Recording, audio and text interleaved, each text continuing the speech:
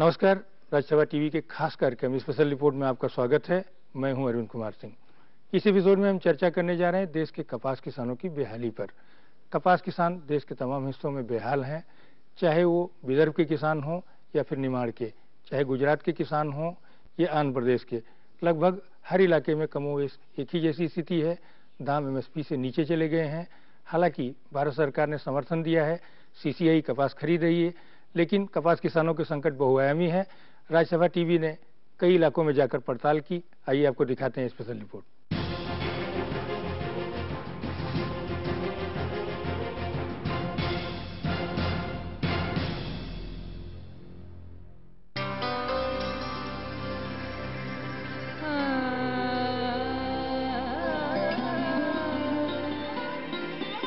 मध्य प्रदेश का निमाड़ इलाका एक छोर महाराष्ट्र से लगता है तो दूसरा गुजरात से।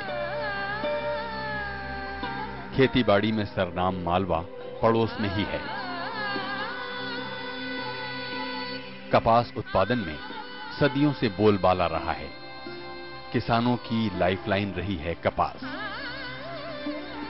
कपास के मौसम में चारों तरफ सफेद चादर सी बिछती तो किसानों के चेहरों पर उल्लास देखते बनता था।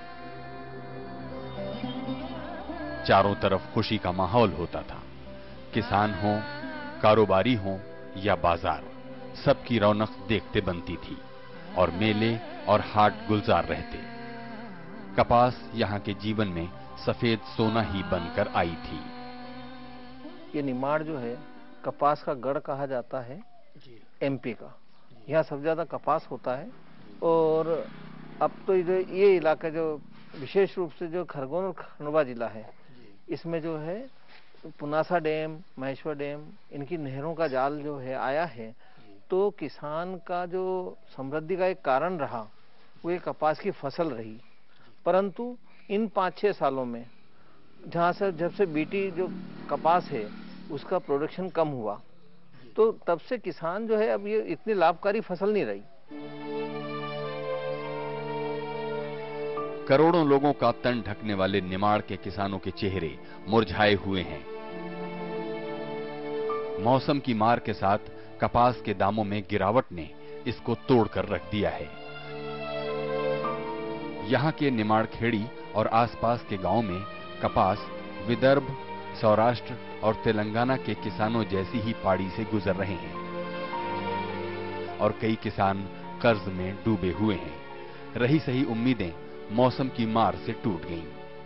कपास तो एरिया वैसे ठीक है, लेकिन ये मौसम के मारे क्या है सर, थोड़े में फसलों में परेशानी आती है और अपने मंडी इसमें ले जाने में दिक्कतों का सामना करना पड़ता है सभी भाइयों को। कुछ भी नहीं, बीमा का कुछ भी नहीं मिला और हर साल हमारे से पैसा काटते हैं बीमा का। कुछ भी नहीं, किसान मर रहा, जहर खाने को तैयार है। कर्जा हो गया, सरकार का कर्जा हो गया, सेठ बनियों का कर्जा हो गया, एमपीबी के लाइन का ठिकाना नहीं, बिल आ रहा है कुछ नहीं, वहां जाओ अनसर्ट बिल दे देते हैं। मध्य प्रदेश के मालवा और निमाड़ के किसान बला के मेहनती हैं। ऊपर से मां नर्मदा की कृपा और नहरों के विस्तार से तस्वीर बदल रही थी, लेकिन बाजार की मार से ये इलाका भी कृषि संकट से गुजरने लगा है।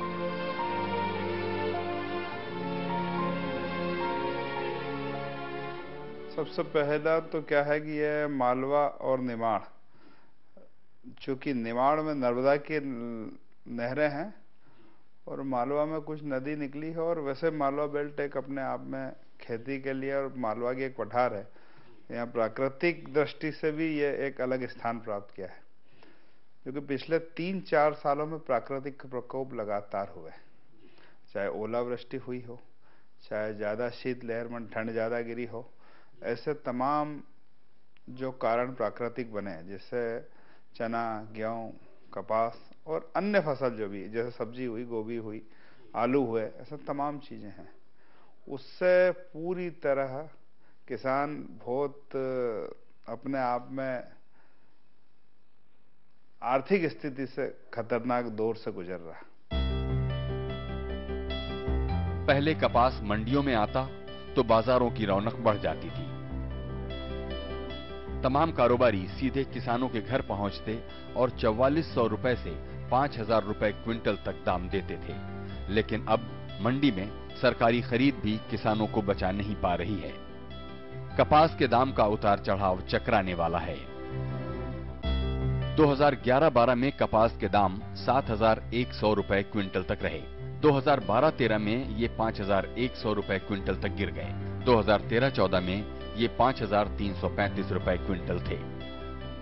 जैसे फसल का अपने भाव ये कपास का है तो अपन मंडी में ले जाते हैं तो उसका 4,000 रुपये मूल्य है, जबकि किसान को उसमें फायदा नहीं हो रहा है, नुकसान है उसे। इसे जैसे समस्या दवाई है, कीटनाशक दवाई उसको ज्यादा लग रही है, इस हिसाब से उसको भाव नहीं मिल रहा है। 1 क्विंटल कपास के पीछे 100 किलो कपास के पीछे 5,000 रुपये खर्चा आता और बाजार में जब बिकने को जाए तो उसको 4,000 रुपये मिलते। किसानों के ऊपर उसके बहू बेटियों की शादी है, एजुकेशन का खर्चा है, गाड़ी है, खाना है, सब है, ये सब खर्चे बढ़ गए। हमारे का दूसरा ये जो पीक है वो है सोयाबीन का, वो बनता 4,000 रुपये और बिकता 3,000 रुपये में।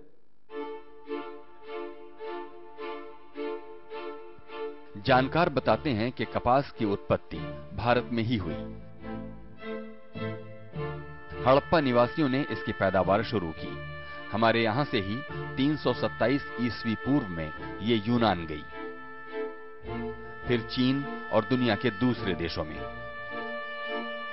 कपास किसानों की बदौलत चलने वाला कपड़ा उद्योग 4.5 करोड़ लोगों को रोजगार देता है। लेकिन कपास आधारित जीनिंग प्रेसिंग उद्योग भी बेहाल है।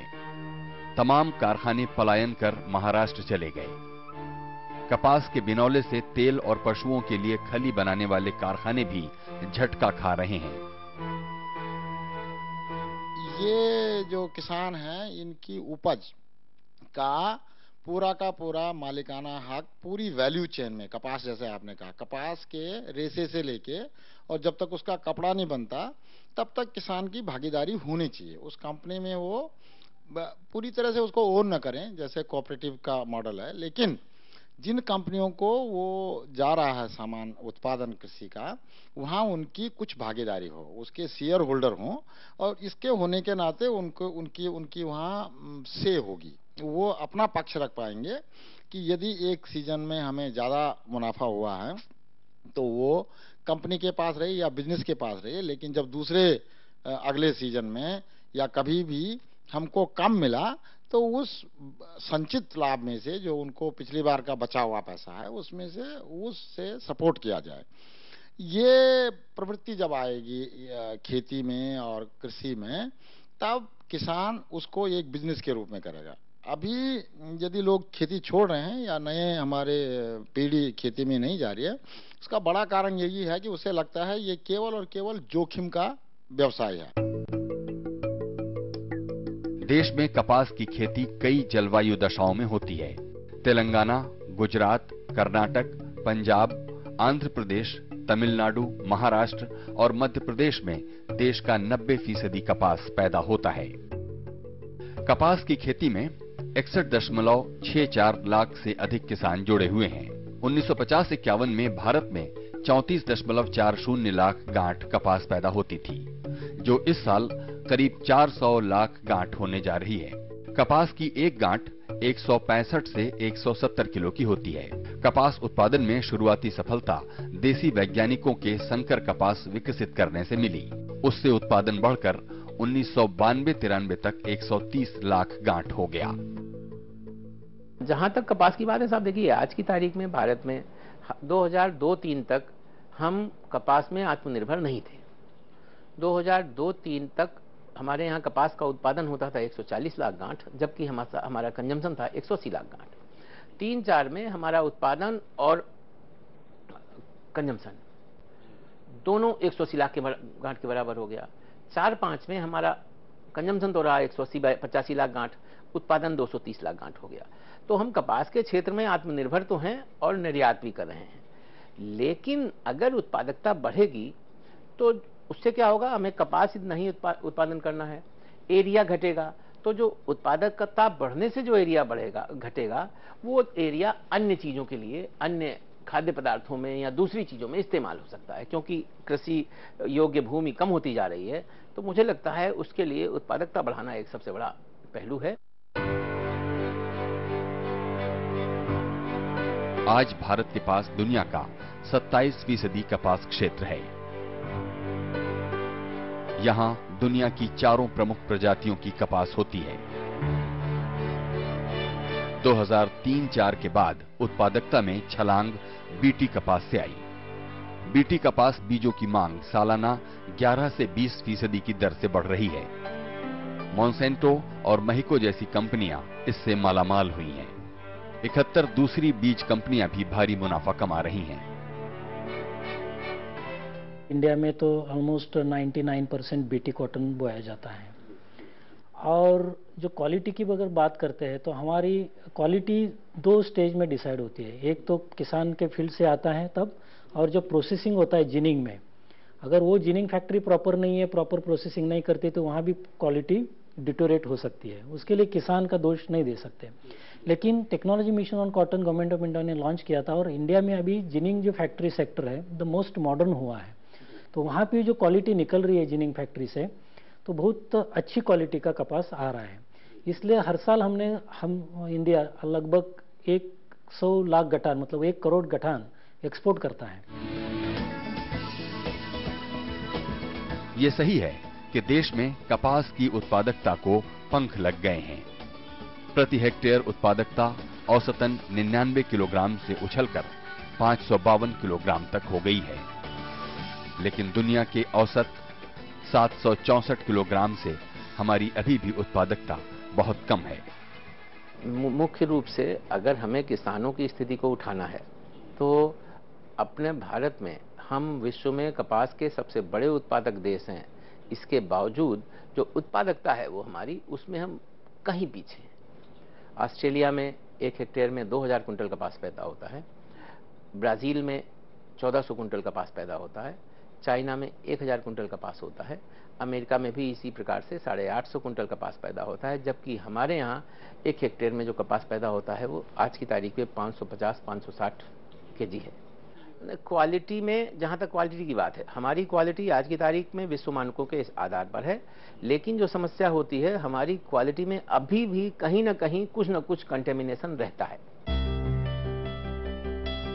लेकिन अब मध्य प्रदेश के निमाड़ इलाके में बीटी कपास उतार पर है। नतीजा है कि बुआई से लेकर दवा छिड़काव और चुनाई तक की लागत बढ़ रही है। कपास चुनाई के लिए मजदूरों का मिलना भी मुश्किल हो गया है।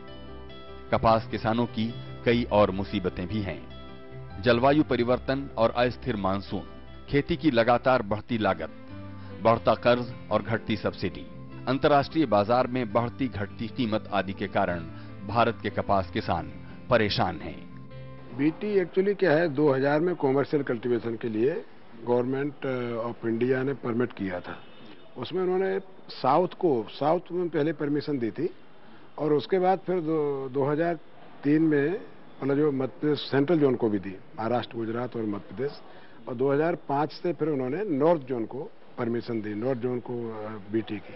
तो उस समय जब जैसे बीटी आया तो बीटी जीन गिरने से प्रोडक्शन में उछाल आया। उसका एक रीजन था, बीटी जीन जो इल्ली नुकसान करती थी कपास में, 3 प्रकार की जो इल्ली होती है, तो उसके लॉस जो है, यदि अपन पिंक बॉलवर्म को छोड़ दें, पिंक बॉलवर्म को, तो हरी इल्ली और स्पॉटेड, उसके लिए जीन डाला गया था क्राइवन एसी।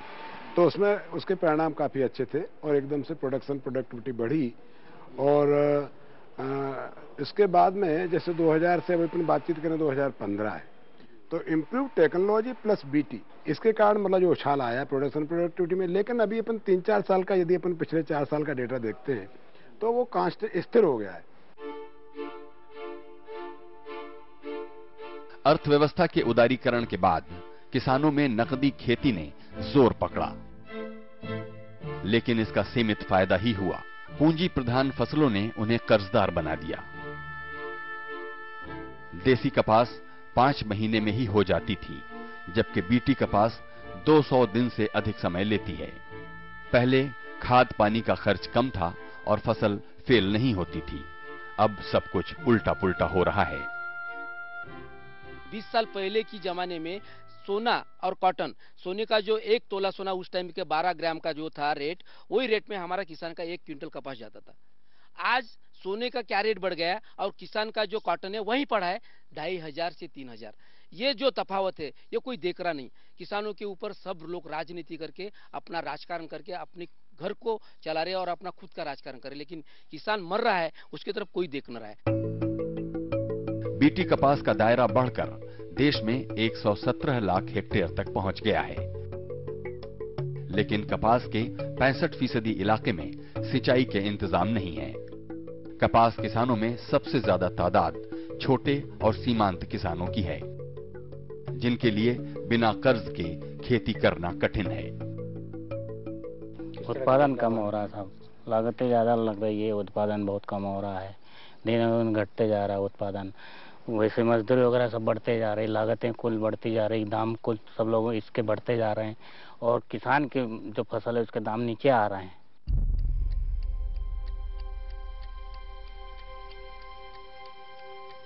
ये महज संयोग नहीं है कि किसानों की आत्महत्याएं कपास उत्पादन के इलाकों में ही हो रही हैं। उनके संकट बहुतेरे हैं।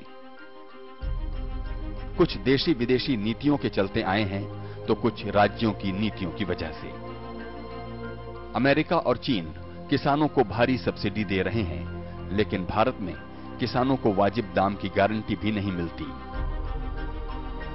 दाम में अस्थिरता के कारण कपास की खेती जुआ खेलने जैसी बात होती जा रही है। कपास की फसल ये बहुत ही महत्वपूर्ण एक आर्थिक फसल है यहाँ की, जिसपे पूरी अर्थव्यवस्था है। अब कपास के दाम जो है वो अंतर्राष्ट्रीय बाजार पे तय होते हैं। अमेरिका में दाम बढ़ेंगे तो यहाँ दाम बढ़ेंगे, अमेरिका में दाम कम होंगे तो यहाँ कम होंगे। पर अमेरिका के किसान को जो सब्सिडी है उस तुलना में यहाँ के किसान को कुछ सब्सिडी भी नहीं है, कोई इकोनॉमिक सपोर्ट भी नहीं है। तो ये किसान किस तरह से स्पर्धा कर सकेगा और उसकी हालत कैसी दुरुस्त होगी। कपास इलाकों में जलवायु परिवर्तन भी गंभीर चुनौती बन रहा है। 2001 से कपास इलाकों में कई बार सूखे या ज्यादा बारिश ने बुआई या कटाई के समय फसल को भारी नुकसान पहुंचाया है। परिवर्तन का ही हिस्सा है मैं समझता हूं, क्योंकि जैसा हम देख रहे हैं कि वैश्विक स्तर पर ही जलवायु परिवर्तन हो रहा है और हम इससे कैसे अछूते रह सकते हैं। तो जो 2-3 बातें हमें उसमें उभर के जो सामने आ रही हैं, जो ट्रेंड हम देख रहे हैं, एक तो ये कि मानसून देर से आ रहा है। जो यहाँ का समय है वो 15 जून के आसपास है मानसून के आने का, लेकिन 10 से 15 जुलाई तो करीब 25 से 30 दिन मानसून के आने में विलंब हो रहा है। पिछले फसल वर्ष में कपास किसानों को 6,000 रुपये प्रति क्विंटल से अधिक दाम मिले थे, यानी एमएसपी से काफी अधिक। लेकिन इस बार हालत यह है कि एमएसपी से दाम नीचे चले गए हैं। भारतीय कपास निगम काफी बड़े पैमाने पर कपास की खरीद कर रहा है, लेकिन किसानों का मानना है कि एमएसपी बहुत कम है और उसे बढ़ाया जाना चाहिए। ब्रेक के बाद आपका स्वागत है। आप देख रहे हैं हमारा खास कार्यक्रम स्पेशल रिपोर्ट और मैं हूं अरविंद कुमार सिंह। हम चर्चा कर रहे हैं देश में कपास किसानों की बदहाली के बारे में। हालांकि भारत सरकार ने समर्थन मूल्य पर कपास की खरीद की व्यवस्था की है, कई और उपाय भी किए हैं, लेकिन कपास किसानों का संकट जितना गहरा है उसे देखते हुए उनको और समर्थन देने की दरकार है।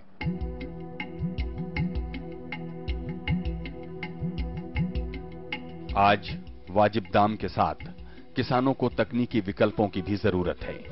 आज कई तकनीकें हैं जो कपास किसानों के लिए वरदान बन सकती हैं। छोटी लागत के कारखानों से कपड़ा बनाकर कपास किसान अपनी ताकत बढ़ा सकते हैं, लेकिन कपास उत्पादक राज्यों की सरकारों की उपायों में रुचि नहीं है। विदर्भ की बात कर रहे हैं तो विदर्भ में कपास का ज्यादा क्षेत्र है और आपने देखा होगा कि कई बार किसान आत्महत्या कर रहे हैं। तो यह संस्थान के माध्यम से एक तकनीक हमने ऐसा निकाला है जिसको 60 से 65 लाख रुपए करीब करीब खर्चा आता है और 140 लोगों को रोजगार मिलता है और जिससे कपास से कपड़ा तक ये हम कर सकते हैं। कपास के रेशे से कपड़ा और बीज से खाने का तेल बनता है। इसकी खली पशु आहार है और 5-10% बचा अवशेष भी किसी न किसी काम आता है। कपास के बीज या बिनौले में तेल और प्रोटीन की काफी मात्रा होती है। कपास किसानों और उद्योग के हक में केंद्रीय कपास अनुसंधान संस्थान ने काफी काम किया है। लेकिन उसके फायदों को प्रयोगशाला से किसानों तक पहुंचाने की गति काफी धीमी है। पूरा जो इंडिया का कपास है वो हाथ से चुनाई करते हैं, हाथ से करते हैं। तो अभी देखिए आज का लेबर का इतना शॉर्टेज है और लेबर के दाम भी बढ़ गए, पर डे का जो चार्जेस है वो भी बढ़ गए हैं। तो इस साल की अगर हम बात करते हैं तो 40 रुपए किलो किसान का कपास बेचा जाता है। वो 40 रुपए में 10 रुपए पर किलो उसको चुनाई के लिए खर्चा जा रहा है, मतलब 125% जो भी उसको मिल रहा है वो चुनाई में जा रहा है। तो मैकेनिकल पिकिंग के बारे में काफी प्रयोग चल रहे हैं।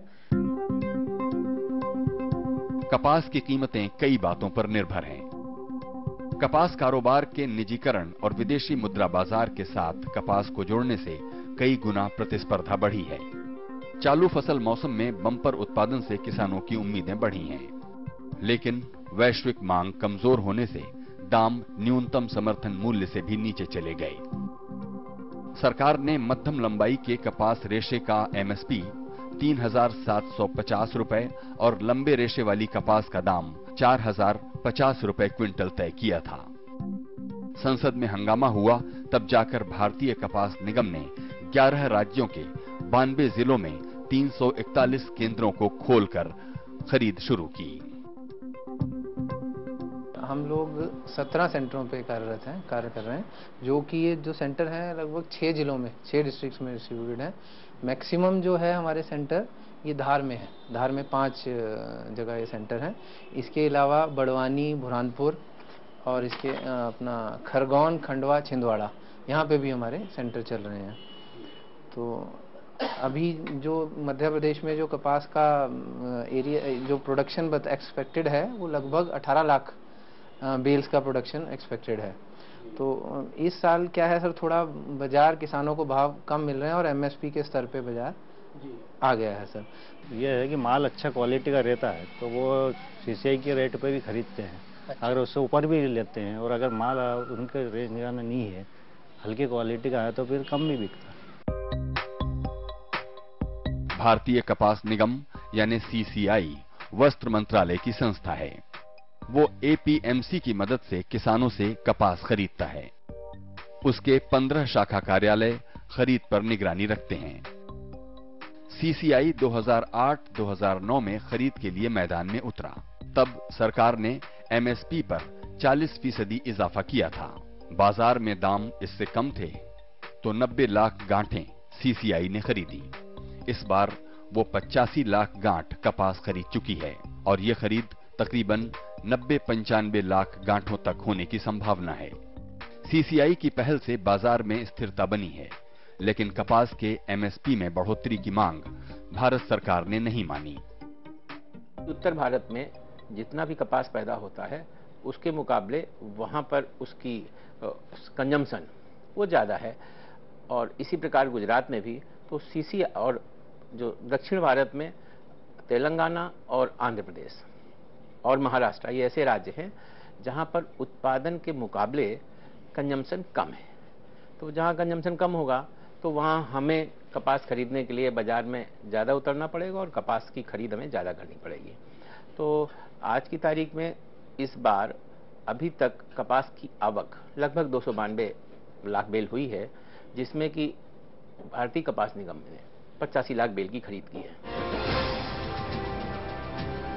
कुछ राज्यों ने भी कपास किसानों के हक में कदम उठाए हैं।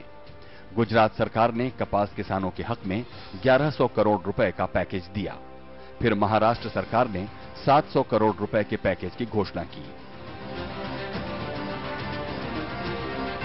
लोकसभा चुनाव अभियान के दौरान प्रधानमंत्री नरेंद्र मोदी ने कपास किसानों की दिक्कतों को अपने एजेंडे में लिया था।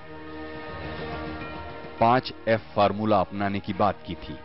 ये फार्मूला था कि फार्म से फाइबर तक, फाइबर से फैब्रिक तक, फैब्रिक से फैशन और फैशन से फॉरेन तक। लेकिन इस फार्मूले के जमीन पर उतरने का अभी इंतजार है। मध्य प्रदेश का किसान आज पलायन की स्थिति में है।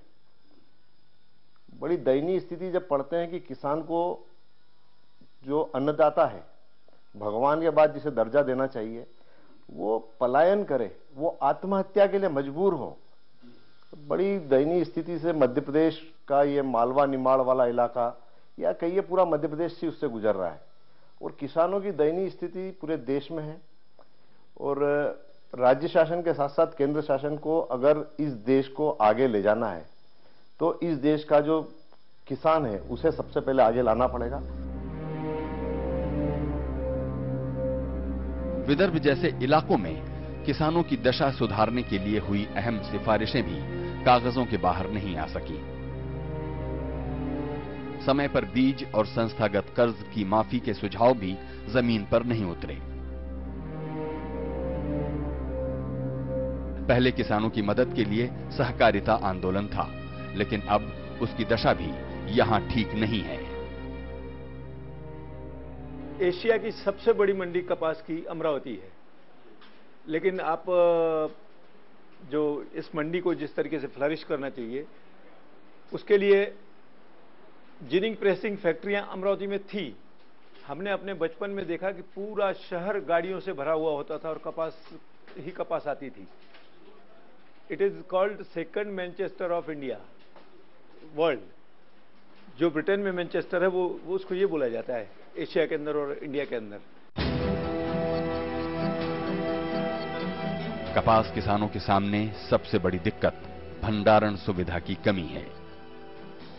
किसानों के पास भंडारण का ठीक तंत्र होता तो दाम गिरने पर वो खुद को बचा सकते थे, मगर नहीं लगता कि किसानों की पीड़ा सुनने की किसी को फिक्र है।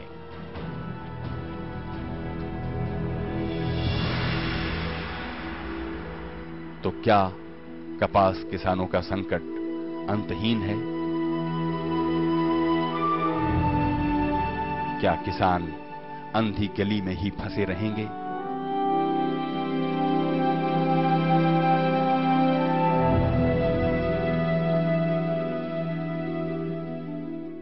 तो कुल मिलाकर के माना जा सकता है कि कपास किसानों के संकट बहुआयामी है और इनसे निपटने के लिए न केवल भारत सरकार बल्कि राज्य सरकारों को भी बहुत अधिक समर्थन देने की दरकार है।